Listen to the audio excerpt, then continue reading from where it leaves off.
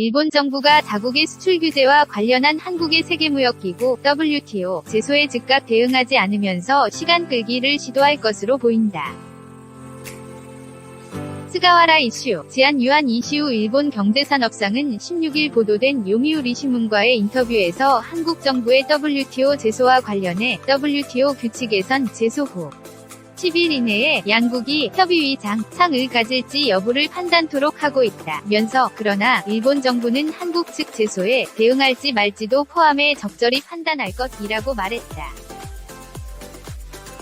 한국 정부는 일본 측이 지난 7월부터 시행 중인 반도체 디스플레이 제조 관련 핵심 소재 3종에 대한 수출 규제 강화 조치가 일본 기업을 상대로 한 한국 대법원의 일제강점기 강제징용 피해배상 판결에 따른 보복이란 판단에서 일본 정부를 WTO에 제소하기로 결정하고 지난 11일 제소장에 해당하는 양자협의 요청서를 주제네바 일본 대표부와 WTO 사무국에 각각 발송했다.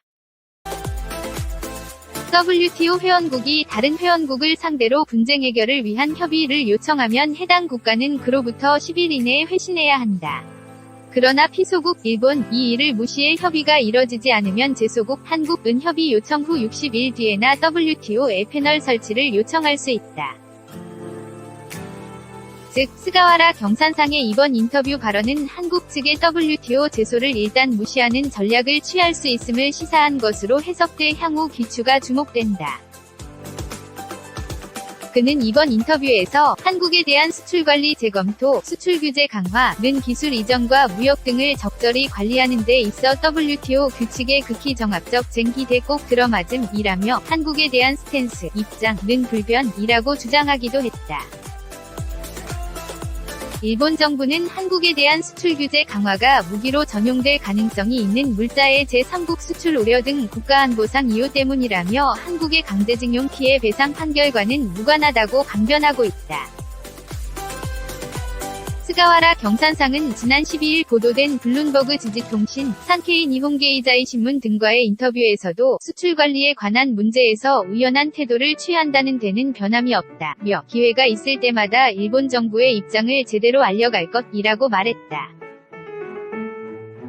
이런 가운데 마이니치 신문이 14에서 15일 실시한 여론조사 결과에 따르면 일본 정부가 수출 규제 강화 조치의 일환으로 한국을 전략물자 수출 시 절차상 우대 혜택을 부여해온 이른바 화이트 국가 명단에서 제외한 데에 대해 지지한다는 응답자가 64%로 지지하지 않는다 21%를 크게 웃돌았다. 다만 이번 마이니치 조사에선 일본 정부가 문제 해결을 위해 한국과의 대화 등 외교적 노력을 계속해야 한다고 생각한다는 응답자가 57%로 계속할 필요 없다 29%보다 많은 것으로 조사됐다.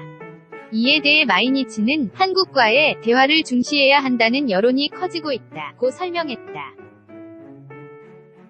일본 유력 일간지가 혐한 팽차오 을부추기는 자국 언론의 행태를 강하게 비판했다. 아사히 신문은 16일 혐한과 미디어, 반감 부추기는 풍조를 우려한다는 제목의 사설을 실었다. 사설은 우선 최근 한일 관계를 둘러싸고 언론들의 논평 활동이 활발해지고 있다고 전했다. 그러나 논평 방법에 대한 우려할 점이 있다며 혐한으로 불리는 한국에 대한 반감을 부추기는 일부 미디어의 풍조는 도대체 어떻게 된 것인가 라고 비판했다. 그러면서 한국과 일본은 문명의 전파, 교역 등 쌍방의 이익을 주는 시절 등 함께한 긴 역사가 있다고 설명했다. 특히 일본이 식민 지배를 한 과거도 있다고 꼬집었다. 그런데 일부 언론은 이 이웃 국가를 감정적으로 멀리 떼어 놓으려는 말을 다수 사용하고 있다고 한탄했다. 신문은 예로 월간 문예춘추 웬 연천 키우위 10월호에 실린 격분과 배신의 조선반도 한일단절 기사와 월간 윌 4월호 기사 202X년 한국 소멸 카운트다운 주간 포스트의 이달 기사 성가신 이웃의 안녕 한국 따윈 필요 없어 등을 들었다. 사설은 주간 포스트에 분노를 억제할 수 없는 한국인이라는 병리 란 기사는 논문을 소개하는 내용이라고 해도 한국인을 싸잡아 병리로 논평한 것은 민족차별에 해당하다고 비판했다. 아사히는 한일 관계가 악화되는 가운데 마땅히 있어야 할 외교를 둘러싸고 여러 각도에서 문제를 제기하는 것이 언론의 역할이라며, 그러나 처음부터 상대국에 대한 비난 의도가 담긴 논평은 건설적인 논평으로 이어지지 않는다고 지적했다. 신문은 TV에서도 한국에 대한 부정적인 논조가 눈에 띈다고 적었다. TBS 계열 CBS TV 위 정보방송은 지난달 한국에서 일본인 여성이 머리채를 잡힌 사건을 보도했다. 이 과정에서 방송의 한 출연자는 일본 남성도 한국 여성이 들어오면 폭행해야 한다고 발언의 파문을 일으켰다. 해당 방송은 결국 사죄했다. 아사히는 만약 출판물의 판매 촉진이나 시청률을 목적으로 이런 논평을 보도하는 언론은 공기로서 긍지가 의심된다고 비난했다.